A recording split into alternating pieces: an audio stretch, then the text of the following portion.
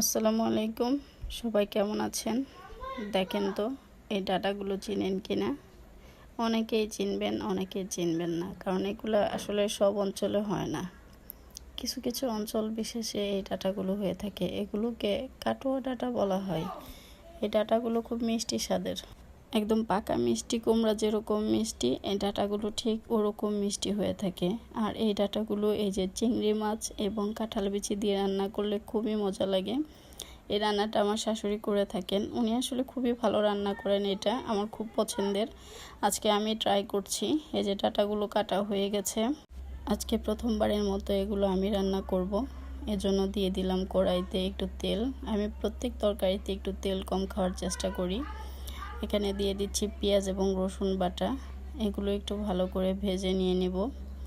একটু ভালো করে ভেজে নিয়ে এখানে রেখে দেব আগে থেকেই সামান্য পানিতে গুলে নেওয়া গুঁড়ো মশলা। এখানে আমি জিরা, হলুদ গুঁড়া, ধনে গুঁড়া, মরিচের গুঁড়া এবং লবণ মিক্সড করে নিয়েছি। এগুলো ভালো করে দিয়ে একটু ভালো করে নেড়ে চেড়ে নেব এবং বাটিটা ধুয়ে একটু পানি দিয়ে দেব। মশলাটা কষানো হয়ে গেলে দিয়ে দেব চিংড়ি মাছ। এবার চিংড়ি মাছটাও একটু ভালো করে কষিয়ে নেব।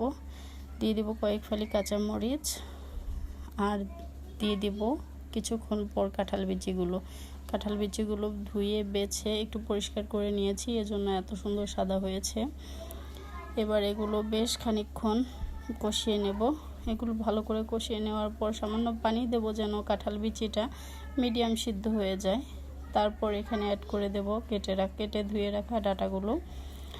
এবার এগুলো ভালো করে মিক্স করে নেব কাঁঠাল বিচির সাথে। প্রথমে খানিকটা মিক্স হয়ে গেলে তারপর বাকি ডাটাগুলো আমি দিয়ে দেব এর মধ্যে। এবার শুধু ভালো করে নেড়ে চেড়ে রান্না করার পালা। সব উপকরণ নেড়ে চেড়ে ভালো করে মিশিয়ে নেব। ভালো করে মিশিয়ে নিয়ে এবার এখানে অল্প পরিমাণ পানি দিয়ে দেব সিদ্ধ হওয়ার জন্য। এই যে সামান্য পানি দিয়ে দিলাম। পানি দিয়ে এবার এগুলোকে একটু ঢেকে রান্না করে নেব। এই তরকারিটাতে আমি কোনো ঝোল রাখবো না,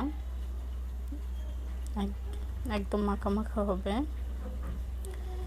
এগুলো আসলে দেখতে লাল শাকের মতো হলেও আসলে এটা লাল শাক না, এটা হচ্ছে এক প্রকার ডাঁটা। এই তো ঝোলটা শুকিয়ে গেছে এবং আমার রান্নাও প্রায় শেষ। যাদের এলাকায় এই ডাঁটা শাকটা পাওয়া যায় তারা এইভাবে একবার রান্না করে খেয়ে দেখবেন আসলে কতটা মজা।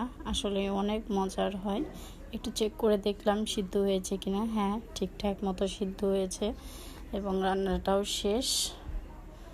এবার ভাতের সাথে বেশ জমে যাবে। ধন্যবাদ সবাইকে।